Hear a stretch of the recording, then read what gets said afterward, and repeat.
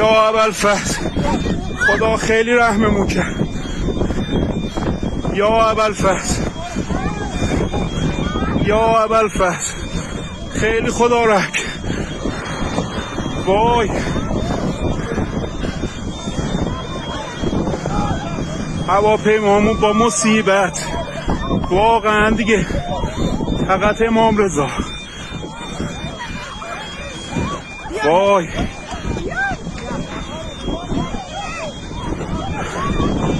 پرواز تاریخ 15/10 هواپیمایی کاسپیان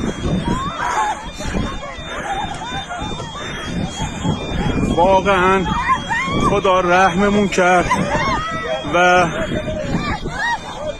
خیلی خیلی خلبان حرفه‌ای گری کرد و هواپیما را زد به زمین.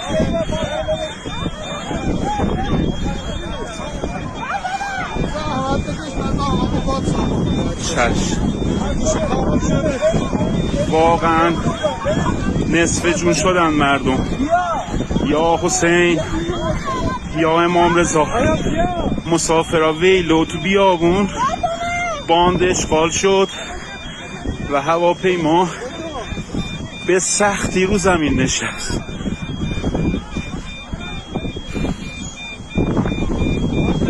تمام الارمای هواپیما روشن شد و فقط حضرت زهرا